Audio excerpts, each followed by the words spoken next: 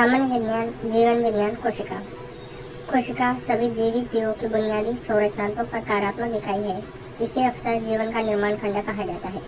पहली कोशिका 1665 में रॉबर्ट हुक ने कॉर्क के एक टुकड़े से देखा और नाम दिया था। सभी जीवित कोशिकाओं से बनी होती है। कोशिकाएं सभी जीवित जीवों की सबसे छोटी कार्यशील इकाई है। सभी कोशिकाएं कोशिका विभाजन के लिए माध्यम से पूर्ववर्ती कोशिकाओं से बनी होती है। कोशिका सिद्धांत मुख्य रूप से 19वीं सदी में वैज्ञानिक मैथियल शेल्ड्स और थियोडोर शॉन द्वारा तैयार किया गया था। वनस्पति शास्त्र शेल्डिंग और प्राणी शास्त्र शॉन ने प्रस्तावित किया कि सभी जीवित जीव कोशिकाओं से बने होते हैं और कोशिका ही जीवन की मूल इकाई है। रोडोल्फ विर्चो के बाद में इस सिद्धांत को योगदान दिया और कहा कि सभी कोशिकाएं पूर्ववर्ती कोशिकाओं से उत्पन्न होती है। उन्होंने इस अवधारणा को लैटिन वाक्यांश ऑग्रेन सेल्यूलोस के साथ व्यक्त किया। इसका अर्थ है सभी कोशिकाएं कोशिकाओं से आती है।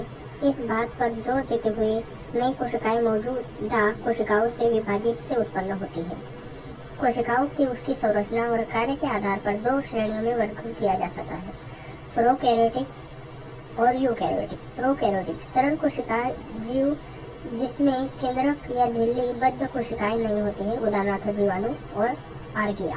विशेषता आकार में छोटा, आमतौर पर 0.1 से 5 माइक्रोमीटर। आनुवंशिक पदार्थ न्यूक्लियॉन क्षेत्र में स्थित एक गोलाकार डीएनए अणु में होते हैं। अधिकांश कोशिका भित्ति मौजूद होती है, आकार और सुरक्षा प्रदान करती है। विखंडन के माध्यम से अलिंगित प्रजनन। यूकैरियोटिक कोशिका जिन कोशिकाओं के केंद्रक झिल्ली के साथ सुव्यवस्थित केंद्रक होते हैं उन्हें यूकैरियोटिक कोशिकाएं कहते हैं। अधिक जटिल कोशिकाएं इसमें केंद्रक और झिल्लीबद्ध कोशिकांग होते हैं, उदाहरणार्थ जंतु कोशिका, पादप कोशिका, कवक कोशिका, अन्य प्रतिष्ठा। विशेषता आकार में बड़ा, आमतौर पर 10 से 100 माइक्रोमीटर। केंद्रक के भीतर अनेक रेखीय डीएनए अणु स्थित होते हैं। झिल्लीबद्ध कोशिका, माइक्रोकोन्ड्रिया, अंतर्द्रव्य जालिका, गोल्जी उपकरण, लैंगिक अलैंगिक प्रजनन के प्रजनन तंत्र। विशेषता यूकैरियोटिक, प्रोकैरियोटिक। यूकैरियोटिक इसमें एक वास्तविक केंद्र होता है जो दोहरी झिल्ली से बंधा होता है। प्रोकैरियोटिक कोई वास्तविक केंद्र नहीं, डीएनए केंद्रक जैसे क्षेत्र में पाया जाता है, जिसे न्यूक्लियॉन कहा जाता है, जो झिल्ली से घिरा होता है। यूकैरियोटिक हिस्टोन प्रोटीन के साथ रेखीय डीएनए। प्रोकैरियोटिक हिस्टोन प्रोटीन के बिना वृत्ताकार डीएनए। यूकैरियोटिक एकाधिकार गुणसूत्र, प्रोकैरियोटिक एकल गुणसूत्र। यूकैरियोटिक एक सूत्र विभाजन का अर्धसूत्र विभाजन, प्रोकैरियोटिक द्विखंडक। यूकैरियोटिक इसमें झिल्ली से बंधे हुए कोशिकांग, माइक्रोकोन्ड्रिया, गोल्जी उपकरण आदि होते हैं। प्रोकैरियोटिक कोई झिल्लीबद्ध कोशिकांग नहीं, राइबोसोम होते हैं।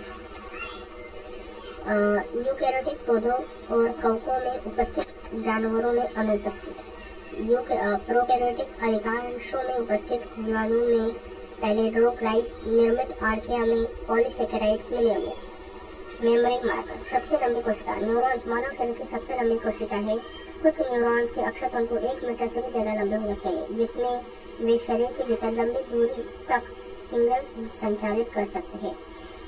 माइक्रोप्लाज्मा जीवाणु सबसे छोटी कोशिकांग में से, जिसका व्यास लगभग 0.2 से 0.3 माइक्रोमीटर होता है। इसमें कोशिका भित्ति नहीं होती। ये रोजगज विभिन्न मेजबानों के संक्रमित कर सकते हैं। जंतु जगत में सबसे बड़ी कोशिका शतुंबर का अंडा होती है। एक एकल कोशिका और इसका वजन लगभग 1.4 किलोग्राम 3 पाउंड हो सकता है। लंबाई में लगभग 15 सेंटीमीटर, व्यास में 12 सेंटीमीटर हो सकता है। मानव शरीर में सबसे बड़ी कोशिका डिंब या अंडा कोशिका होती है। यह आंखों से दिखाई देती है। इसका व्यास लगभग 100 माइक्रोमीटर 0.1 मिलीमीटर होता है। यह आकार इसे अन्य अधिकांश मानव कोशिकाओं की तुलना में काफी बड़ा बनाता है। कोशिका भित्ति एक कठोर बाहरी परत होती है जो कुछ कोशिकाओं में प्लाज्मा झिल्ली को घेरती है, जिसमें पौधे, कवक, जीवाणु और कुछ प्रोटिस्टा शामिल होते हैं। संगठन पौधों में कोशिका विभिन्न मुख्य रूप से सेलुलोज से बनी होती है, जो एक पॉलीसेकेराइड्स है जो शक्ति और कठोरता प्रदान करती है। अन्य घटकों में हेलिसेलुलोज, पैक्टिज और सिग्लिन कनिष्ठ पौधों में शामिल होते हैं। कवक में कोशिका भित्ति टाइटिन नामक नाइट्रोजन युक्त पॉलीसेकेराइड से बनी होती है। जीवाणु की कोशिका भित्ति मुख्य रूप से ग्लाइसेन से बने होते हैं। शर्करा और अमीनो अम्ल का एक जटिल बहुलक होता है। शैवाल। कोशिका भित्ति विभिन्न पॉलीसेकेराइड से बनी होती है, जिसमें शैवाल के प्रकार के आधार पर सेल्यूलोज, अगर या सिलिका शामिल होते हैं। कोशिका भित्ति की संरचना विभिन्न जो कि काफी भिन्न हो सकती है और इसे दो प्रकार के वर्गों में किया जाता है। प्राथमिक कोशिका भित्ति, कोशिका वृद्धि के दौरान निर्मित लचीली तथा कोशिका विस्तार की अनुमति देने वाली। द्वितीय कोशिका भित्ति प्राथमिक भित्ति के बाद जमा होती है, अधिक मोटी और कठोर होती है, अतिरिक्त सहारा प्रदान करती है, कुछ पादप कोशिकाओं में पाई जाती है।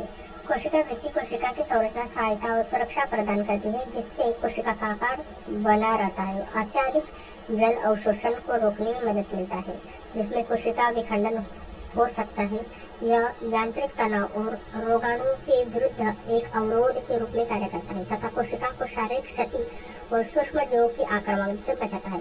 अधिकांश प्रोकैरियोटिक कोशिका, विशेष रूप से जीवाणु कोशिकाओं के रासायनिक रूप से जटिल कोशिका आवरण होता है। जीवाणु या जटिल कोशिका आवरण एक कसकर बंधी हुई 3 परत संरचना जीवाणु कोशिकाओं सुरक्षा आकार प्रदान करती है, जिसमें ग्लाइकोलाइसिस, कोशिका भित्ति और प्लाज्मा झिल्ली शामिल होते हैं। ग्लाइकोलाइसिस कोशिका आवरण की सबसे बाहरी परत होती है। विभिन्न जीवाणु उसकी संरचना और मोटाई भिन्न हो सकती है। अपंग परत एक ढीला आवरण जो कम संगठित होता है तथा सूखने पर सुरक्षा प्रदान करता है तथा सतहों पर चिपकने में सहायता करता है। कैप्सूल एक मोटी और सख्त परत जो मेजबान प्रतीक्षा कोशिकाओं द्वारा फेगोसाइटोसिस के प्रति एक मजबूत सुरक्षात्मक बाधा प्रदान करती है, प्रतिरक्षा तंत्र बचने में मदद करती है। कोशिका भित्ति ग्लाइकोलाइसिस के नीचे स्थित और जीवाणु को संरचनात्मक सहायता प्रदान करती है। जीवाणु कोशिकाओं को आकार और निर्धारित करती है और विभिन्न पर्यावरणीय परिस्थितियों से इसे फटने से ढलने से रोकती है। प्लाज्मा झिल्ली कोशिका आवरण की सबसे भीतरी और संरचना यूकेरियोटिक कोशिकाओं में प्लाज्मा झिल्ली के समान होती है। प्लाज्मा झिल्ली जिसे कोशिका झिल्ली के नाम से जाना जाता है, अर्ध परागरम्य अवरोध जो कोशिका के चारों ओर घेरे रहते हैं। यह फॉस्फोलिपिड द्विपरत से बना होता है, जिसमें प्रोटीन, कोलेस्ट्रॉल और कार्बोहाइड्रेट्स अंतर्निहित होते हैं। फॉस्फोलिपिड द्विपरत से जलग्राही जल को आकर्षित करने वाले सिर और जलग्राही जल को विकसित करने वाली पूंछ होती है, जो एक लचीली और गतिशील झिल्ली बनाती है। प्लाज्मा झिल्ली की मोटाई आमतौर पर 510 नैनोमीटर तक होती है। विभिन्न प्रकार की कोशिकाओं में प्रोटीन और लिपिड का अनुपात काफी भिन्न हो सकता है। मनुष्यों में एरिथ्रोसाइट की झिल्ली लगभग 52% प्रोटीन और 40% लिपिड, माइटोकॉन्ड्रिया में झिल्ली 24% लिपिड और 76% प्रोटीन, माइलिन परत 76% लिपिड और 18% प्रोटीन संरचना होती है। प्लाज्मा झिल्ली कोशिका के अंदर और बाहर पदार्थ की गतिविधि को नियंत्रित करती है और विभिन्न आवश्यक पोषक तत्व कोशिकाओं में प्रवेश करते जाते हैं। अवशिष्ट पदार्थ बाहर निकल पाते हैं। द्रव मोज़ेक मॉडल प्लाज्मा झिल्ली की संरचना कार्य वर्णन करता है। इसे 1972 में S.J. सिंगल और G.L. निकोलस द्वारा प्रस्तावित किया था। प्लाज्मा झिल्ली को द्रव के रूप में वर्णित किया जाता है, क्योंकि झिल्ली के लिपिड और प्रोटीन पार्श्वगति करते हैं और घूमते रहते हैं। मोज़ेक शब्द लिपिड द्विपरत के सबसे जुड़े प्रोटीन से अनियमित और विविध व्यवस्था को संदर्भित करता है। इस प्रोटीन को 2 मुख्य श्रेणियों में वर्गीकृत किया जा सकता है। अविष्ट प्रोटीन, ये प्रोटीन संपूर्ण झिल्ली में फैले होते हैं। परिधीय प्रोटीन, ये प्रोटीन झिल्ली के सतह से जुड़े होते हैं। कोशिका द्रव कोशिका झिल्ली के अंदर जेल जैसा पदार्थ होता है, जिसमें केंद्रक नहीं होता। इसमें साइटोसोल, तरल भाग, कोशिकांग, साइटोस्केलेटन और विभिन्न अणु और आयरन होते हैं। साइटोसोल मुख्य रूप से जल, लवण और कार्बनिक अणुओं से बना होता है, जो एक माध्यम का निर्माण करता है। कोशिकीय पदार्थ होते हैं। कोशिका द्रव में कोशिकांग होते हैं तथा ग्लाइकोलाइसिस और प्रोटीन संश्लेषण सतही कई उपचयन प्रतिक्रिया में स्थल है। यह कोशिकांगों के लिए संरचनात्मक सहायता प्रदान करती है। कोशिका द्रव प्रवाह के माध्यम से कोशिका के भीतर पदार्थ की आवाजाही को सुगम बनाता है। कोशिका अंग कोशिका के भीतर विशेष संरचनाएं होती है। कोशिका जीवन को बनाए रखने के लिए आवश्यक विशिष्ट कार्य करते हैं। अंगकों को 2 श्रेणियों में वर्गीकृत किया जाता है। झिल्लीबद्धक अंग, प्रथम झिल्लीबद्धक अंग और गैर झिल्लीबद्धक अंग। ठीक है, प्रथम झिल्लीबद्ध अंग. त्याच्यातलं पहिलं केंद्र. केंद्र की खोज रॉबर्ट ब्राउन ने 1821 में की थी और सामान्य कोशिकाओं से केंद्रक में स्थित होता है. केंद्रक सबसे महत्वपूर्ण कोशिकांग है जो कोशिका के नियंत्रण केंद्र के रूप में कार्य करता है. यह एक दोहरी झिल्ली से घिरा होता है. केंद्रक आवरण के रूप में जाना जाता है जिसमें पदार्थ विनिमय के लिए छिद्र होते हैं. केंद्रक के अंदर क्रोमेटिन, डीएनए और प्रोटीन का एक सहयोग स्थित होता है और साथ ही में न्यूक्लियोन नामक संगठन संरचना होती है जो राइबोसोम उत्पादन के लिए उत्तरदायी होती है. केंद्रक के गुणसूत्र नामक एक आवश्यक संरचना भी होती है.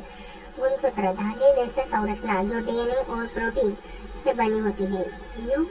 यूकैरियोटिक कोशिकाओं में केंद्रक के भीतर स्थित होती है. प्रत्येक गुणसूत्र में 2 गहन अर्धगुणसूत्र होते हैं. सेंट्रोमेरोमीटर नामक क्षेत्र में जुड़े होते हैं. गुणसूत्र में अंतिम भाग टेलोमेट होता है. वह कोशिका में गुणसूत्र जोड़े में मौजूद होते हैं जिसमें एक सेट प्रत्येक माता पिता के वंशानुगत से मिलता है. गुणसूत्र की कुल संख्या प्रजातियों के अनुसार अलग अलग हो सकती है. उदाहरण के लिए मनुष्यों में 300 गुणसूत्र जोड़े होते हैं.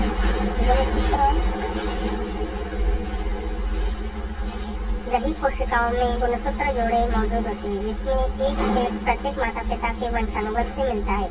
गुणसूत्रों की संख्या प्रजातियों के अनुसार अलग अलग होती है. उदाहरण के लिए मनुष्यों में 86 गुणसूत्र 23 जोड़े होते हैं. गुणसूत्र जीन के रूप में आनुवंशिक जानकारी ले जाते हैं. डीएनए के विशिष्ट अनुक्रम होते हैं जो प्रोटीन के लिए कोड करते हैं. वे कोशिका विभाजन, माइटोसिस और मेयोसिस में महत्वपूर्ण भूमिका निभाते हैं जिसमें सटीक प्राकृतिक और संतति कोशिका के आनुवंशिक सामग्री वितरण निश्चित होता है. गुणसूत्र जिन अभिभिन्न को नियंत्रित करते उन लक्षणों को वंशानुगत के माध्यम से जीवन की विशेषताओं को प्रभावित करते हैं. माइक्रोकॉन्ड्रिया दोहरी झिल्ली वाली कोशिकांग है. 1880 में रिचर्ड अल्टमैन द्वारा पहचाना गया. माइक्रोकॉन्ड्रिया शब्द 1898 में कार्ल बेंडा द्वारा दिया गया था. बाहरी झिल्ली चिकनी होती है जबकि आंतरिक झिल्ली क्रिस्टल से मुड़ी होती है. इसका उपापचय प्रतिक्रिया के लिए सहज क्षेत्र बढ़ा जाता है. इसमें अपना स्वयं का वृत्ताकार डीएनए और राइबोसोम भी होता है.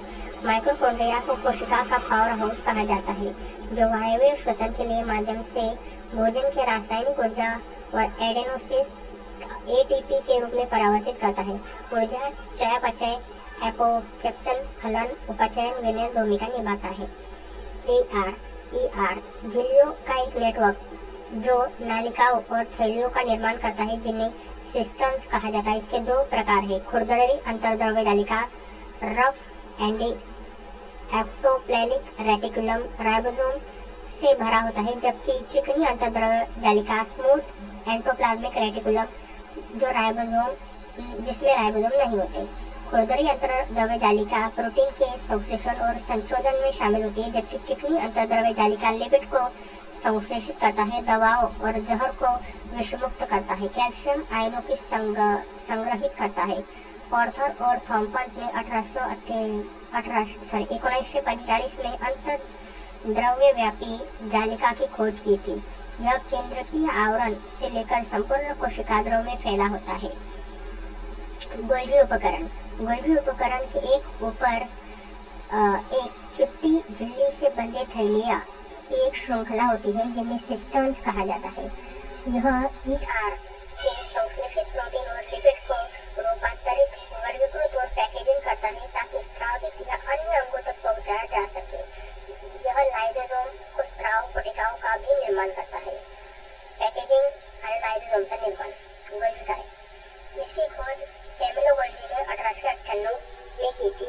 यह आमतौर पर केंद्रक और खुरदरी अंतर्द्रव्य जालिका के पास स्थित होता है. गोल्गी उपकरण के 2 अलग अलग फलक है जिसमें प्रत्येक में विभिन्न संरचना और कार्य है.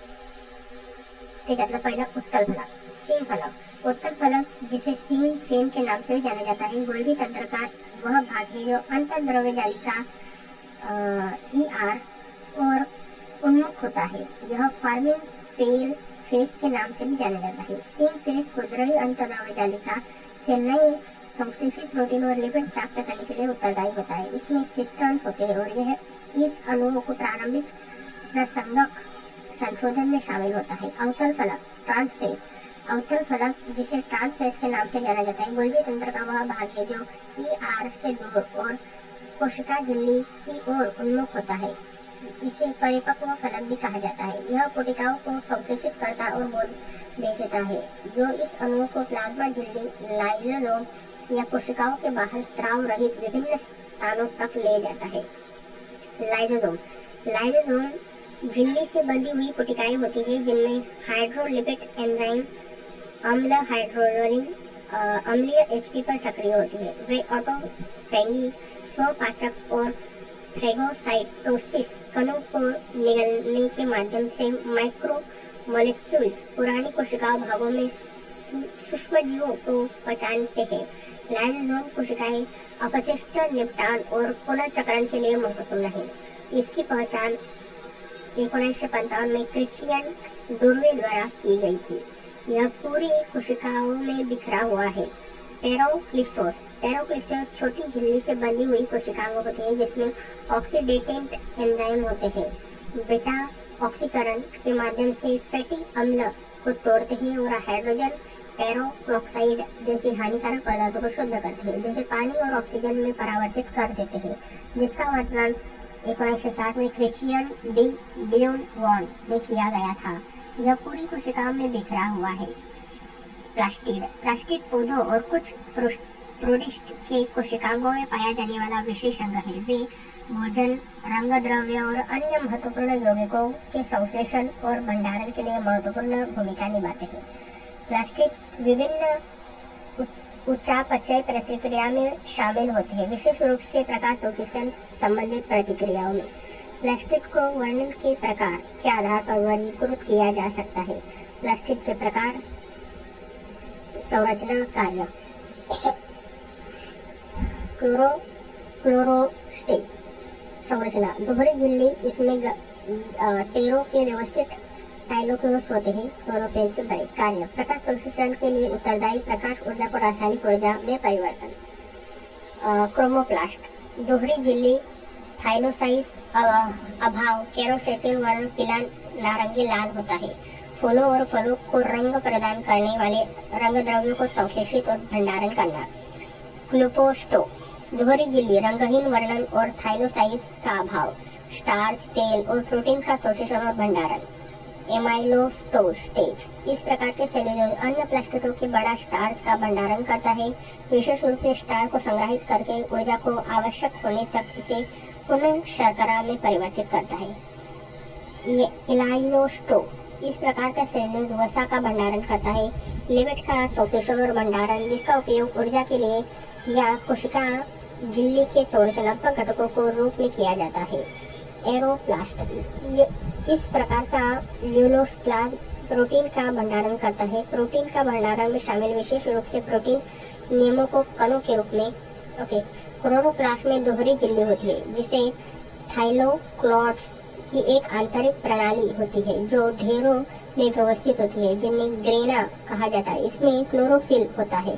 क्लोरोप्लास्ट प्रकाश संश्लेषण में शामिल होता है जो कार्बन डाइऑक्साइड और पानी का उपयोग करके प्रकाश ऊर्जा रासायनिक ऊर्जा में परिवर्तित करता है। इसकी खोज जूलियस वॉन सेंस 1862 में की थी। यह पादप कोशिकाओं के कोशिका द्रव में पाया जाता है, विशेषकर पत्ती कोशिकाओं में। क्लोरोप्लास्ट में अपना स्वयं का वृत्ताकार डीएनए होता है। क्लोरोप्लास्ट कई प्रमुख घटकों से बने जटिल अंग है। थाइलोक्लोट्स, क्लोरोप्लास्ट के भीतर झिल्ली से बंधी संरचनात्मक ग्रेना बनाने के लिए ढेर होता है। प्रत्येक थाइलोक्लोट्स एक चपटे शैली जैसे संरचना होती है जिसमें एक लिपिड द्विपरत होते हैं जिसमें प्रोटीन और पिगमेंट अंतर्निहित होते हैं। थाइलोक्लोट प्रकाश संश्लेषण के प्रकाश निर्भर प्रतिक्रियाओं के स्थल लेता है। यह क्लोरोफिल सूर्य के प्रकाश को अवशोषित करता है और रासायनिक ऊर्जा एटीपी को NADPH में परिवर्तित करता है। ग्रामर, क्लोरोप्लास्ट के भीतर थाइलोसाइसाइड का ढेर एक प्रत्येक ग्रेनल में एक थाइलोक्लोट्स एक साथ रखे होते हैं जिसे सिक्कों का ढेर जैसा दिखाई देता है। स्टोमा, क्लोरोप्लास्ट के भीतर थाइलोक्लॉट्स के आसपास तरल पदार्थ से भरा भाग एक एंजाइम डीएनए राइबोसोम और विभिन्न कार्बनिक अणुओं से युक्त जेल जैसी मैट्रिक्स से बना होता है। पुटिकाएं और रेक्टिकाएं। पुटिकाएं कोशिकाओं के भीतर पदार्थ के परिवहन के लिए उपयोग की जाने वाली छोटी झिल्लीबद्ध थैलियां। स्वानी पुटिकाएं प्रोटीन या परिवहन के लिए पुटिकाएं अंगों के लिए पदार्थ ले जाने जा सकती है। 1940 के दशक में अल्बर्ट क्लाउन द्वारा पुटिकाओं का व्यापक अध्ययन किया गया था। पुटिकाएं पूरे कोशिका में फैली होती है। रेक्टिकाएं मुख्य रूप से भंडारण, पोषण, तत्व अवशोषण, उत्पादन और पादप कोशिकाओं के स्फीत दबाव रखने के लिए उपयोग किए जाने वाली झिल्लीबद्ध थैलियां। पादप कोशिकाओं के केंद्रिक झिल्ली जंतु कोशिकाओं की छोटी रेक्टिकाएं सर्वप्रथम 1665 रॉबर्ट हुक ने देखा था। अंतर्झिल्ली तंत्र यूकेरियोटिक कोशिकाओं में झिल्ली से बंधे अंगों का एक नेटवर्क है जो लिपिड और प्रोटीन को संप्रेषित करके पैकेज करने और परिवहन करने के लिए एक साथ काम करता है। यह तंत्र कोशिकीय पदार्थ के संश्लेषण और प्रसंस्करण के लिए महत्वपूर्ण भूमिका निभाता है, जो कोशिका के समग्र कार्यक्षमता में योगदान देता है। अंतर्झिल्ली तंत्र अंत प्रदर्पण जालिका गोल्जी कॉम्प्लेक्स, लाइसोसोम और वैक्यूम शामिल होता है, क्योंकि माइटोकॉन्ड्रिया, क्लोरोप्लास्ट और पेरोक्सिसोम्स के कार्य उपयोग घटना के साथ समन्वित नहीं है, इसलिए इन्हें अंतर्झिल्ली तंत्र या हिस्सा नहीं माना जाता है। गैर झिल्लीबद्ध कोशिकाएं जिनमें झिल्ली नहीं होती। राइबोसोम आरएनए और प्रोटीन से बने होते हैं जो कोशिका द्रव को स्वतंत्र हो सकते हैं या खुरदरे के बंद हो सकते हैं। वे प्रोटीन संश्लेषण के स्तंभ के रूप में कार्य करते हैं। दूध आरएनए को पॉलीसेकेराइड श्रृंखला में स्थानांतरित करते हैं। वे पॉलीसोप एकत्रित हो सकते हैं, जहां एक राइबोसोम एक ही समय में एक आरएनए अणु का स्थानांतरण करते हैं। राइबोसोम की खोज 1950 के दशक में जॉर्ज एलिन पलाडे ने की थी। राइबोसोम की खोज 1950 के दशक में जॉर्ज एलिन पलाडे ने की थी। राइबोसोम कोशिका द्रव और खुरदराई में पाई जाती है। यूकैरियोटिक राइबोसोम 80S होते हैं, जबकि प्रोकैरियोटिक राइबोसोम 70S होते हैं। प्रत्येक राइबोसोम के दो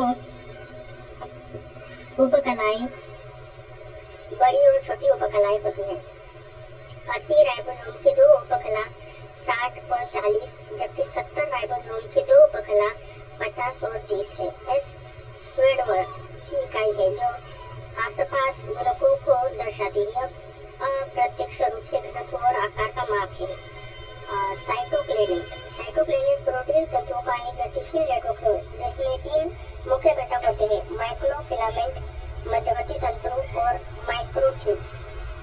यह संरचना सहायता प्रदान करती है, कोशिका के आकार को बनाए रखती है, कोशिका के भीतर परिवहन और सुगम बनाता है तथा कोशिका विभाजन और गतिशीलता में सहायता करता है। साइटोस्केलेटन को सबसे पहले 1903 में निकोलाइस कोल्सफोल्ड ने पहचाना था, जिन्होंने प्रस्तावित किया था कि नलिकाओं का एक नेटवर्क कोशिका के आकार को निर्धारित करता है। साइटोस्केलेटन शब्द का पहली बार इस्तेमाल 1931 में फ्रांसीसी भूवैज्ञानिक पॉल वेंट्रेबल्ट ने किया था। तारक केंद्र युग्मित बेलनाकार संरचना है जो 9-0 पैटर्न सूक्ष्म नलिकाओं को 9 त्रिक स्पष्टीकृत नलिकाओं से बनी होती है। वे कोशिका विभाजन के दौरान माइक्रोनिस इंधन व्यवस्थित करती है और सिलिका और फ्लैगेला का निर्माण करा सकते हैं। इसकी खोज 1889 में वाल्सर फ्लेमिंग ने की थी। यह आमतौर पर केंद्र के पास जोड़े गए थे। सिलिया और फ्लैगेला बाल जैसी संरचनाएं जो 9-2 व्यवस्था 2 केंद्रीय सूक्ष्म नलिकाओं और 4 और 9 त्रिक सूक्ष्म नलिकाओं से व्यवस्थित सूक्ष्म नलिकाओं से बनी होती है। सिलिया कोशिका की तरह एक पदार्थ को ले जाती है, जबकि फ्लैगेला कोशिकाओं को उनके पर्यावरण जैसे शुक्राणुओं के माध्यम से आगे बढ़ाती है, जिसका सर्वप्रथम वर्णन 17वीं शताब्दी के अंत में एटोन वॉन ल्यून वैन हॉक द्वारा किया गया था। कोशिका की सतह से आगे बढ़ते हुए सिलिका अक्सर उपकला कोशिकाओं पर जाए जाते हैं, जबकि फ्लैगेला कोशिकाओं पर जाने जाते हैं। पादप कोशिका बनाम जंतु कोशिका। सभी यूकैरियोटिक कोशिकाएं एक समान नहीं होती। पौधे और जंतु कोशिकाएं अलग अलग होती है, क्योंकि पौधों की कोशिकाओं में कोशिका भित्ति, प्लास्टिड और बड़ा केंद्रक रेक्टिकाएं होती है और जंतु कोशिकाओं में अनुपस्थित होती है। दूसरी ओर जंतु कोशिकाओं में तारक केंद्र होते हैं, जो लगभग सभी पादप कोशिकाओं में अनुपस्थित होते हैं। कोशिका भित्ति उपस्थित, अनुपस्थित। सेल्यूलोज में निर्मित कठोरता और सहायता प्रदान करता है। विशेषता पादप कोशिका, जंतु कोशिका। जाड़ पादप कोशिका, जंतु कोशिका। पादप कोशिका सेल्यूलोज के निर्माण, कठोरता और संरचनात्मक सहायता प्रदान करता है। जंतु कोशिका जंतु कोशिकाओं में लचीली प्लाज्मा झिल्ली होती है। पादप कोशिका कोशिका के भीतर भित्ति के ठीक अंदर स्थित होता है। जंतु कोशिका कोशिका की बाहरी सीमा बनाती है। पादप कोशिका कठोर कोशिका भित्ति के कारण सामान्य आयताकार बॉक्स नुमा। जंतु कोशिका आमतौर पर गोल या अनियमित आकार। पादप कोशिका प्रकाश संश्लेषण में शामिल होता है, क्लोरोफिल युक्त। जंतु कोशिका प्रकाश संश्लेषण नहीं करते। पादप कोशिका बड़ी केंद्रक रेक्टिका जल, पोषक तत्व और अपशिष्ट को संग्रहित करने थे तथा स्पिग्धा प्रदान करते हैं। जंतु कोशिका छोटे अस्थायी रेक्टिका सामग्री भंडार और परिवहन में शामिल। पादप कोशिका क्लोरोफिल श्वसन और ऊर्जा उत्पादन में शामिल। जंतु कोशिका कोशिकीय श्वसन में भी शामिल है। पादप कोशिका इसमें आनुवांशिक सामग्री होती है और यह कोशिका गतिविधियों को नियंत्रित करता है। जंतु कोशिका पादप कोशिकाओं में केंद्रक के समान कार्य। पादप कोशिका खुरदरावी और चिकनी। जंतु कोशिका इसमें खुरदरावी और चिकनी भी शामिल होती है। पादप कोशिका प्रोटीन और लिपिड के संश्लेषण और पैकेजिंग। जंतु कोशिका पादप कोशिकाओं के बुनियादी उपकरण के सहायक कार्य। पादप कोशिका उपस्थित राइबोसोम उपस्थित। जंतु कोशिका राइबोसोम उपस्थित। पादप कोशिका प्रोटीन संश्लेषण के लिए स्थल। जंतु कोशिका प्रोटीन संश्लेषण के लिए स्थल भी। पादप कोशिका उपस्थित जेल जैसा पदार्थ कोशिकांग विलंबन में होता है। जंतु कोशिका उपस्थित पादप कोशिकाओं के समान कार्य। पादप कोशिका सामान्य अनुपस्थित पादप कोशिकाओं के कोशिका विभाजन में शामिल नहीं। जंतु कोशिका कोशिका विभाजन के दौरान माइक्रोसेंट्रल व्यवस्थित भूमिका निभाती है। सामान्य विन्यास जीव विज्ञान कोशिका समसूत्र विभाजन।